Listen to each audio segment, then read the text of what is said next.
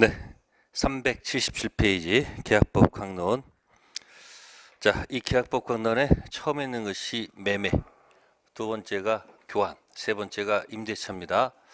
그러면 이제 매매 계약 하기 전에 당장 계약을 체결할 수 없어서 미리 예약을 걸어놓고 뭐 해놓고요. 내가 미리 살 테니까 나한테 좀 팔아라. 상대방이 오케이, 내가 너한테 팔게. 그래서 예약을 걸어놓고 나중에 본 계약인 뭐로 하죠? 본 계약인 뭐 하죠? 매매 계약을 체결합니다. 그러면 매매 계약 체결하게 되면 어떻습니까? 순서가 매매 계약은 뭐죠? 서로 뭐 하죠? 약정. 네. 그러면 약정한 것을 대금을 재산권을 실제로 이전하고 돈을 실제로 지급. 자, 그럼 여기서 계약 시험 이렇게 나와요. 약정했을 때 계약이 성립합니까? 네?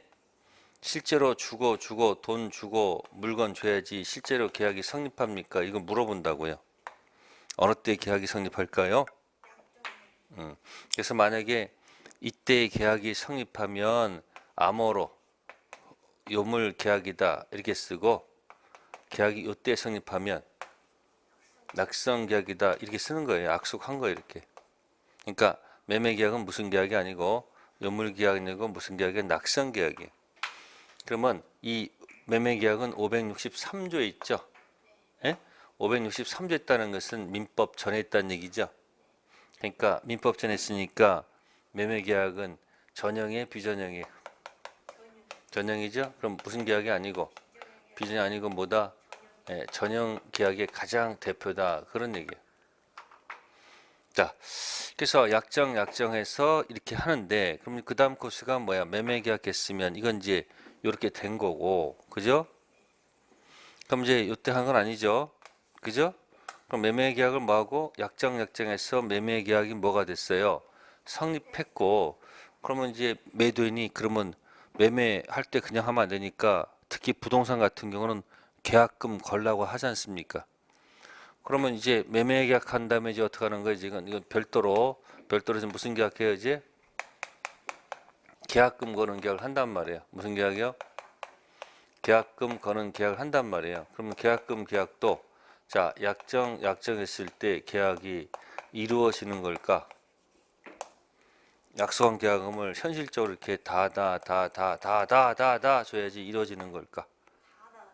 그러니까 계약금 계약은 전형이에요, 비전형이에요? 아니, 계약금 계약은 법전에 없어. 그러니까 무슨 계약이 아니고 전형 계약이 아니고 뭐다 이건 비전형 계약에 속하고, 그죠? 다음 계약금 계약은 약정 때 이루어지는 게 아니란 말이에요. 그러니까 계약금 계약은 무슨 계약이 아니고 낙성 계약이 아니고 뭐다? 요물 계약입니다. 아시습니까? 이거 왜 따지는지 아시죠? 왜 따져요? 네? 이것 때문에 따지는 거예요. 이것 때문에. 무슨 해제? 해약금 해제. 그래서 이 계약을 통해서 본 계약, 매매 계약을 하면서 이제 뭘 걸어요? 계약금 거는 계약 걸면 그럼 해약금 해제는 결국 현실적으로는 뭐 지급 전에 하는 거예요? 중도금 지급. 그럼 해약금 해제 시기가 언제부터 어디까지란 얘기예요? 해약금 해제 시기 약정과 다다다다 여기서는 절대 뭐 할 수 없다. 해약금 해제할 수 없는 거죠. 언제 그러면요? 약속한 계약금을 현실적으로 다 주고 뭐 지급 전, 중도금 지급 전 이 사이에서만 뭐 할 수 있다는 거예요? 해약금 해제할 수 있다는 얘기죠. 그럼 우리가 앞에서 공부할 때 법정 해제가 있었죠. 자, 그럼 해봅시다 이렇게. 그러면 해약금 해제할 수 있는데 해약금 해제 안 하냐는 경우도 있겠죠. 자, 그럼 해약금 해제하지 않고 무슨 날짜가 왔는데 중도금 지급 날짜가 왔어요. 근데 중도금 지급 만약에 안 하면 어떻게 돼요? 자, 코스가 뭘 주지 않으면 중도금 안 주면 이건 채무 뭐예요? 불이행이에요. 불이행. 체불 들어가면 돈 못 주는 것은 지체일까요? 불능일까요? 이건 이행 지체가 되죠. 그럼 이체가 어떻게 되는 거예요? 최고를 해야 되고 그 다음에 안 갖고 오면 계약을 무슨 해지해서? 법정 해지해야 되겠죠. 그 다음 코스가 뭐예요? 원상회복하고 무슨 배상? 손해배상 들어가는 거예요. 여기. 근데 여기 무슨 해제는? 해약금 해제는 무슨 문제도 없고요. 해약금 해제는 여기 원상회복도 없고요. 뭐도 없고 무슨 배상도 할 필요가 없는 거예요. 아시겠어요? 그래서 법정 해제 앞에서 했던 거 두 번째 이제 무슨 해제할 것이다? 해약금 해제할 것이라는 것이 예견돼 있다는 얘기죠. 자, 그 다음에 매매 계약해서 서로 채무를 전부 다 뭐하면 약정해서 서로 뭐가 생겨서 효력이 생겼단 말이에요. 그죠? 그럼 효력이 생겼다는 얘기는 갑이의 채권이 있고, 그죠? 을도 뭐가 있다는 거예요? 채권이 있다는 얘기죠. 그러면 이게 상대방한테는 채무예요. 을도 채무를 이행하고 갑도 채무를 뭐 해야 돼요? 이행해야 돼요. 채무를 이행하게 되면 어떤 일이 발생할까요? 무가 두 개죠. 무가 두 개니까 여기서 무슨 말 써요? 뭐가 아니고 편무가 아니고 뭐다? 쌍무계약의 특질 두 가지가 있었어요. 동시행하고 무슨 부담? 위험부담. 채무를 이행하면 이걸 갖다가 법률용어로 또 포장한 말이 뭐냐면 출연이라고 그래요. 내 재산 마이너스 네 거 플러스 되는 것은 뭐라 한다? 출연. 이쪽도 뭐 한다? 출연. 내 거 마이너스 네 거 플러스 뭐다? 출연. 그럼 출연 양측하는 걸 뭐라 그러죠? 네, 뭐가 아니고 무상이 아니고 뭐다? 유상계약이다. 그렇게 하는 거예요. 그러면 자, 갑은 재산을 출연했는데 갑 을도 출연했는데 나는 돈을 완벽히 출연했는데 주인의 이 출연은 약간 문제가 있어요. 그러면 너의 출연 문제가 있으니까 책임져야 될 거 아니냐 들어가는 거 있잖아요. 그게 뭐예요? 매도인의 무슨 책임? 담보 책임이 들어가 있는 거예요. 그래서 유상계약의 특질이 바로 뭐다? 담보 책임. 담보 책임은 물건에 화재가 있는 경우도 있고 또 권리에 뭐가 있는 화재가 있는 경우도 있단 말이에요. 그럼 시험 문제가 이미 예견돼 있다는 얘기죠. 첫 번째 예약이란 말이 하나 예견돼 있고 뭐요? 예약. 네, 출제될 가능성은 반반이야. 나올 수도 있고 안 나올 수도 있습니다. 근데 이 해약금 해제는 반드시 나옵니다. 아셨어요? 그 다음에 담보 책임 반드시 나옵니다. 자, 법정 해제는 앞에서 했으니까 당연히 나오는 얘기고 무슨 해제요? 그래서 계약법을 잘 관리하시면 계약법이 좀 훨씬 더 쉽게 접근할 수 있다는 것. 자, 그런 걸 가지고 이제 들어가 보자 그런 얘기예요. 377페이지 문제 1번. 다음은 매매에 관한 설명이다. 옳은 것은 1. 매매는 유상 편무 계약이다. 유상은 맞지만 편무가 아니고 쌍무. 두 번째, 매매 목적물은 현존한 것이어야 된다. 장차 만드는 물건도 매매의 목적물로 할 수 있죠. 세 번째, 타인의 물건 또는 권리도 매매의 목적으로 할 수 있다. 3번이 정답. 타인 권리 매매도 뭐하다? 유효. 네 번째 질문은 매매계약은 재산권 이전하고 대금 지급함으로 성립한다. 얼핏 맞는 것처럼 틀리죠. 4번이 맞으면 4번은 요물계약입니다. 반드시 뭐가 붙어야 돼요? 약정이 들어가야지 맞는 질문이고요. 다섯 번째, 매매계약은 채권계약이기 때문에 현실매매는 가게에서 물건 사는 것, 채권행위와 물건행위가 동시에 이루어지죠. 매매에 관한 규정이 적용되지 않는다? 적용됩니다. 단지 약속과 이행이 동시에 이루어지는 것뿐이지 매매이기 때문에 그렇다. 자, 다음 페이지 시작해가지고요. 두 번째, 매매 예약입니다. 예약 완결권 양도할 수 없다고 되어 있습니다. 자, 그러면 이제 예약 완결권이 뭘까? 예약 종류가 있어요. 쌍방 예약이 있고 또 일방 예약이 있어요. 자, 요거는 예약 완결권. 이 뒤에 끝에 말을 갖다가 완결권이 빠졌다고 생각하세요. 무슨 권? 예약 완결권 이걸 양쪽이 가지면 쌍방이고 한쪽 가지면 뭐다? 일방. 그러나 예약 자체는 전부 다 계약입니다. 일방 예약이든 쌍방 예약이든 전부 다 뭐야? 계약이에요. 다만 예약 완결권은 한쪽 갖느냐 양쪽 갖느냐 차이죠. 그래서 우리 민법은 쌍방 예약으로 추정하지 않고 무슨 예약으로? 일방 예약으로 추정하도록 되어 있습니다. 그러면 갑의 토지가 있을 때 을하고 무슨 예약을 하고요?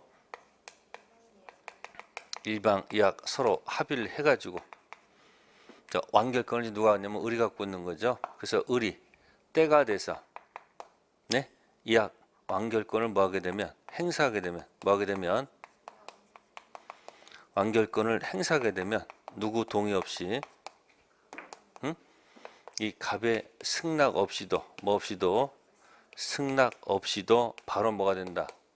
네, 계약이 성립한다는 거예요. 계약이 뭐 한다고요? 계약이 성립한다는 거예요. 그래서 예약 완결권은 상대방이 yes, no 할 수 없기 때문에 뭐다? 청구권이 아니고 무슨 권이 아니고 무슨 권이다? 형성권. 알겠습니까? 그래서 예약 완결권은 형성권으로서 재산권 일종이기 때문에 양도할 수 없다가 아니고 뭐요? 양도할 수 있다. 그런 얘기입니다. 자, 그래서 1번 지문이 틀렸고요. 자, 2번은 채권적 예약은 예약상 권리자가 본계약 체결 청약하면 상대방은 승낙 의무를 부담한다. 여기서 이제 다른 이야기입니다. 그래서 이제 쌍무 예약, 편무 예약 이런 것이 있거든요. 별로 신경 쓰지 마시고. 자, 세 번째 예약은 무슨 계약이고? 채권 계약이다. 맞고요. 4번은 참고사항 서면에 의하지 않는 증여 예약은 해지할 수 있고요. 다섯 번째 일방 예약은 타인 물건에 관해서도 뭐 할 수 있다? 성립할 수 있다는 것. 자, 2번은 참고사항이고 3번 가봅시다. 3번 별표.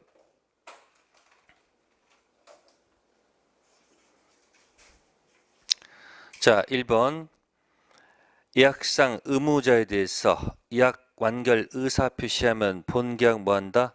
성립한다.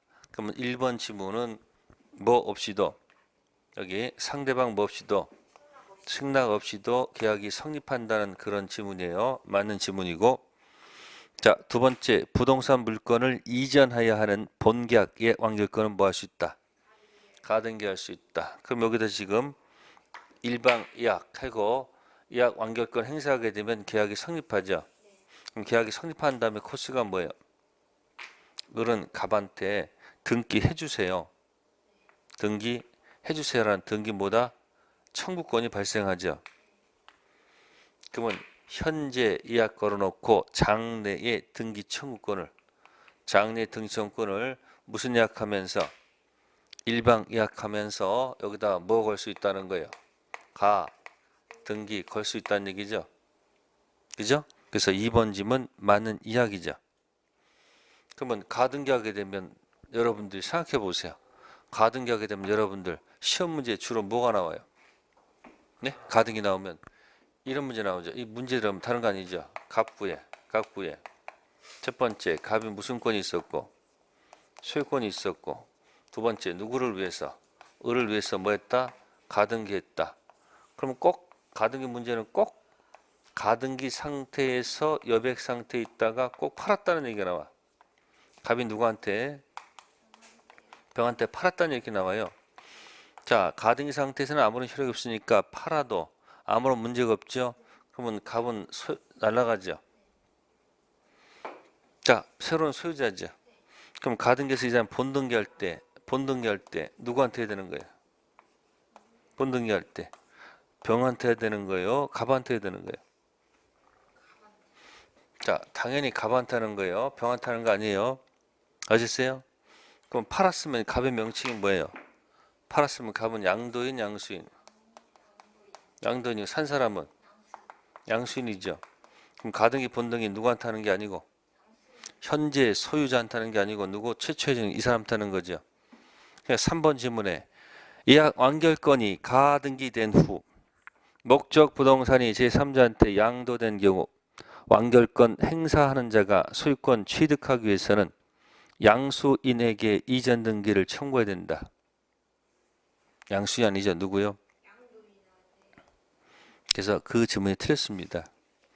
그러니까 문제는 일방 이야기지만 정답은 가등기에서 답이 나왔다는 얘기죠. 네. 그래서 3번 질문 틀렸고요. 네 번째 질문, 이약 의무자는 상당 기간 정해서 매매 완결 의사 표시 그죠? 최고할 수 있으며 완결권자로부터 그 기간 내에 뭐가 없으면 확답 없으면 이약은 효력을 뭐한다? 상실, 최고, 침묵, 노. 다섯 번째, 당사의 약정이 없습니다. 이약 완결권 이약이 뭐한 때로부터 성립한 때 몇 년 내 10년. 이때 이 10년은 소멸시효가 아니고 뭐다? 제척기간이라고 한다. 뭐가 아니고요? 소멸시효가 아니고 제척기간. 형성권은 소멸시효의 대상이 되지 않고 뭐다? 제척기간 대상된다는 거. 네, 일방 이약 있습니다. 일방 이약은 출제될 확률은 그다지 높지는 않습니다. 그러나 의미는 알아두셔야 되고요. 자, 네 번째 겁니다. 네 번째 그 4번 계약금 설명전 틀린 것. 계약금 얘기는 반드시 시험 문제 나온다 안 나온다? 반드시 나오도록 돼 있다는 거 기억하셔야 됩니다. 자, 4번 틀린 지문은 5번. 해약금 해제 효과, 손해배상 청구, 원상 문제가 발생한다. 법정 해제는 원상회복, 손배가 나오지만 해약금 해제는 원상회복 할 이유가 없죠. 생각해 보세요. 원상회복은 주고받은 거 다 돌려받는 거예요. 그러면 매수인이 해약금 해제하게 되면 매도인은 그 계약금 돌려줄 필요가 없죠. 원상회복 할 필요가 없다는 건 내 거란 얘기예요. 그러나 더 이상 손해 난다 하더라도 별도로 손해배상 요구할 수 없다는 얘기예요. 자, 1번 계약금 계약은 낙상 아니고 뭐고요? 유물계약 맞고요. 두 번째 계약금 계약은 종된 계약이나 주된 계약과 동시에 성립하는 것은 아니죠. 동시는 매매, 동시, 환매 특약할 때 동시로 맞습니다. 세 번째 매매 계약에 있어서 계약금은 해약금으로 뭐한다? 추정된다. 네 번째 해지할 수 있는 기간은 당사 일방이 뭐 할 때까지? 착수할 때까지죠. 이행 착수 보통 언제? 중도금 지급 전. 5번 계약금에 관한 설명으로 틀린 것. 3번 매매계약 일부 이행에 착수한 매수인 매도인의 이행 착수 전에는 임의로 계약금 포기하고 계약을 해지할 수 있다. 자, 이행 착수는 일방 이행 착수죠. 그러면 갑이 착수했든 을이 착수했든 둘 중 어느 한쪽이 이행 착수하게 되면 어느 쪽도 해약금 해지할 수 없습니다. 즉 여기서 내용은 매수인은 일부 이행에 착수했는데 매도인은 아직 이행 착수 전이란 얘기죠. 그러니까 매도인이 해약금 해줄 수 있는 것처럼 느껴지지만 아니란 얘기예요.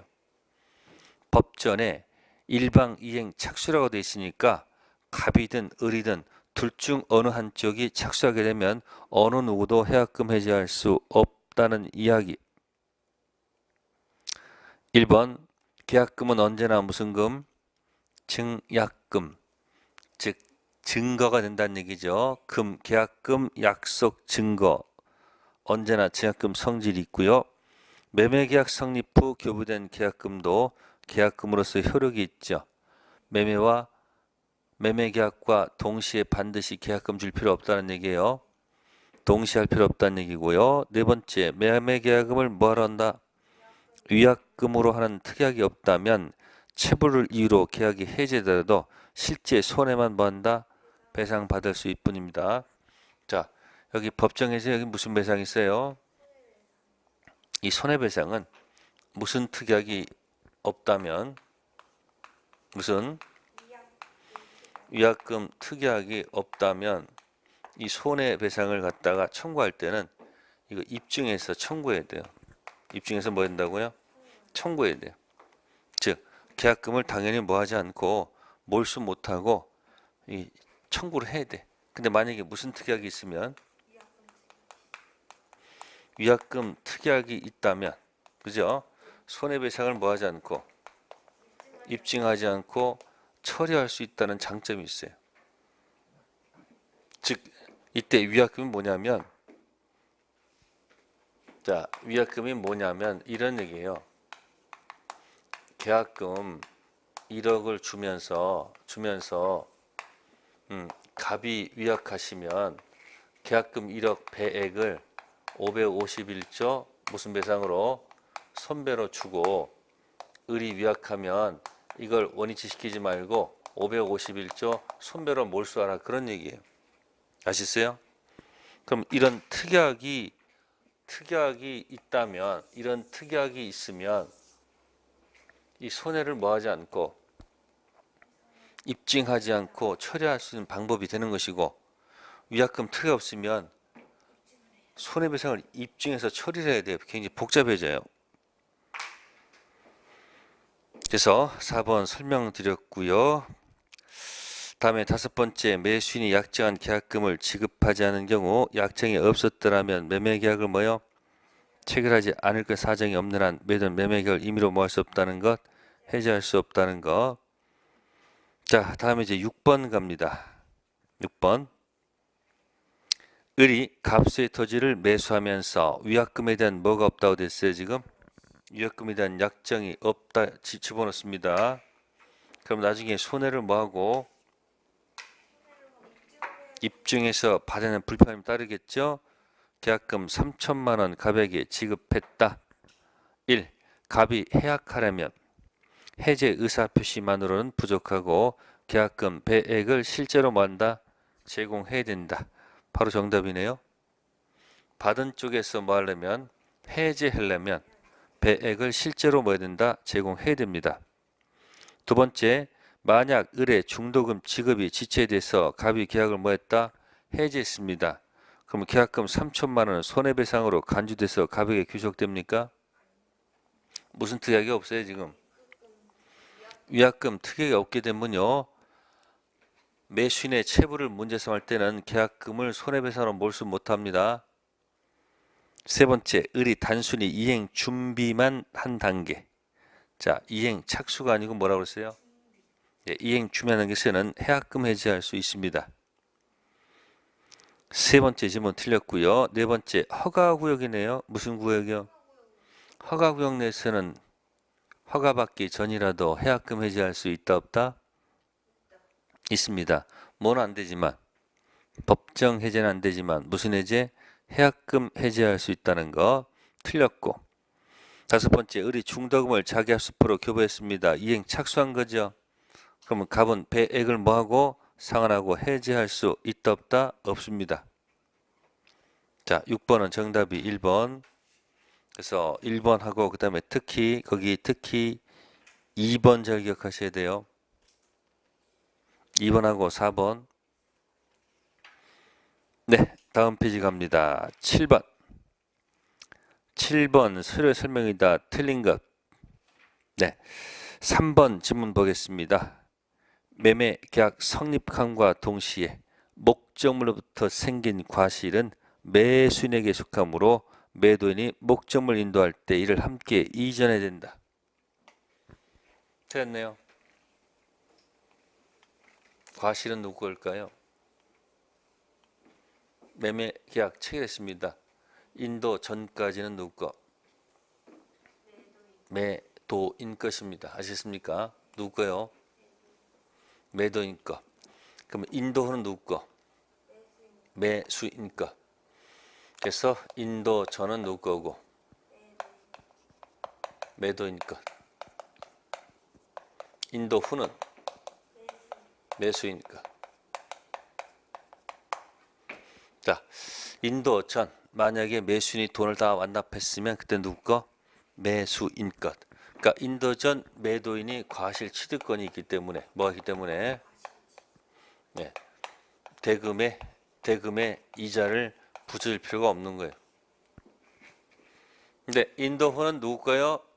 매수인 거죠. 과실은 누구 거요? 매수인 거예요. 근데 만약에 돈을 다 안 냈으면 대금 이자를 뭐 해야 된다? 붙여줘야 되는 거예요. 자, 7번은 정답이 3번 과실 조심하시고요. 다음 8번 매매 효력 기준 틀린 거 조문 얘기입니다. 8번에 4번 매매 목적물 인도와 동시에 대금을 뭐 할 경우 지급할 때 거기 인도 그죠? 동시란 말 있죠? 그러면 동시란 말이 같은 게 나와야 돼. 그러니까 매도인의 현주소가 아니고 그냥 인도 장소. 인도 동시 뭐다? 인도 장소. 그래서 밑에 해설에 4번 있죠. 네? 그 동시에가 있으니까 앞에 인도란 말이 있고 뒤에도 뭐예요? 인도 동시 인도. 그렇게 해서 기억해 두시고요. 9번 매매에 관한 설명 중 틀린 것은 2번 매매 계약의 비용, 채무 이행 시기 및 이행 장소 등 관해서 합의가 없으면 매매 성립에 영향이 있다. 매매 효력이 없다? 아니죠. 장차 이행기까지 확정할 수 있으면 됩니다. 그래서 2번 지문 틀렸고요. 참고사항이고요. 자, 이제 385페이지 매도인의 무슨 책임? 자, 담보 책임은 쌍무, 편무의 구별 실익이다. 유상, 무상의 구별 실익이다. 고르세요, 빨리. 네, 유상, 무상의 구별 실익입니다. 그럼 담보 책임은 크게 무슨 하자가 있고 권리 하자가 있고 무슨 하자? 물건 하자 나눈다. 자, 권리 하자, 물건 하자. 권리 하자는 자, 악의도 인정된다는 사실. 누구도? 네, 물건 하자는 악의는 네, 절대 인정할 수 없다. 인정 안 된다는 거. 이건 악의도 인정된다. 그럼 출제할 때 여기를 많이 낼까? 여기를 낼까? 이쪽을 많이 낼 거란 얘기예요. 알겠습니까? 그래서 표가 있어요. 표 하나. X 둘 셋. 표를 먼저 기억하셔야 돼요. 권리 전부, 권리 일부, 수량 부족. 표 있을 거예요. 여기 그대로 적혀 있습니다. 그래서 바깥에 원이 이렇게 있다는 거, 악의도 있다는 거예요. 그래서 이거는 권리 전부가 타인 것. 두 번째는 권리 일부가 타인 것. 세 번째는 수량이 부족한 거. 요거는 깎아주세요. 대금 감액. 계약을 해지하겠소. 선배. 네, 맞춰서 한번 연습해 볼 필요가 있습니다. 네, 그래서 일단 이렇게 해서 한번 해놓고 문제 들어가 보도록 하겠습니다. 기본입니다. 자, 10번 가겠습니다. 매도인의 담보 책임. 네, 거기 보시면은 5번 지문 보시면은 매매 목적 권리 일부가 타인에게 속해서 매도인이 매수인에게 뭐 할 수 없다? 이전할 수 없다고 되어 있습니다. 선의의 매수인 있죠? 선의 매수인은 해지 외 손해배상을 청구할 수 없다. 논리 모순이죠. 선의는 당연히 뭐 할 수 있어요? 해지도 하고 뭐도 할 수 있을 것이다. 손배다 들어갈 수 있습니다. 10번은 그냥 담보 책임 일반적인 걸 낸 거고요. 자, 11번 가겠습니다. 틀린 지문 보세요. 틀린 지문 3번 보세요. 수량을 뭐 했습니까? 지정한 매매 계약 당시 목적물 수력 부장을 안다고 그랬습니다. 악이죠. 그럼 대금 조절했을 거 아니에요. 따라서 담보책 물을 수가 없습니다. 지금 요거 낸 거죠. 요거 어느 거? 요거 낸 겁니다. 지금. 그래서 대입하면 답이 나올 수 있다는 얘기예요. 다음 우측 12번도 봅시다. 갑은 건설회부터 50평 아파트를 한 평에 500만 원씩 계산해서 2억 5천만 원 분양받았다. 실제로는 45평 불가. 공인되면 분양보다 부족하였다. 틀린 거. 선택하시면 돼요. 전부인지 일부가 타인 건지 수량 부족인지 뭡니까? 네? 면적이 부족한 거 아니에요? 그러니까 맨 밑에 거 아니에요? 그러면 거기서 2번 보시면 갑이 실제 평수가 적다는 사실을 알았던 경우 악이죠. 악이죠. 악이가 해제 이거 할 수 있습니까? 안 되죠. 그러니까 안 맞다는 얘기예요. 그러니까 지금 대입해서 수량 부족인지 일부인지 가서 대입만 하면 답이 나올 가능성이 있다는 얘기예요. 다음 13번 가보겠습니다. 자, 13번에 3번 지문. 매매 목적인 권리 일부가 타인에게 속한 경우 선의의 매수인, 선의의 매수인. 선의는 계약 당시 알았다는 건 몰랐다는 거예요. 몰랐죠. 그러면 선의의 매수인은 계약한 날로부터 1년이 아니죠. 안 날로부터 1년이죠. 이게 이렇게 악의가 들어간다. 이 많이 특히 이런 거 일부 있잖아요. 일부 이런 것은 계약한 날로부터 1년이라고. 보세요. 생각해 보세요. 악의하고 뭐가 있으면 그러면 계약 당시 알고 있었다. 악의. 선의는 모르고 있다. 계약한 이후에 뭐 한 날 있을 거예요? 안 날이 선의 아니야. 이 선의. 그러니까 악의는 언제부터? 계약한 날로부터 시작해야 되고요. 선의는 안 날로부터 시작하는 게 당연한 거 아닐까요? 그러니까 3번에 몰랐으니까 선의는 안 날로부터 1년 내지 맞지 않을까. 그래서 3번 참고사항이고요. 다음 14번 별표. 자, 제가 10번부터 거기 13번까지는 정답만 처리했죠. 네, 14번은 이제 전체를 한번 보자는 얘기예요. 매도인 갑은 매수인 을에게 부동산 매도하고 소유권 이전 등기했다.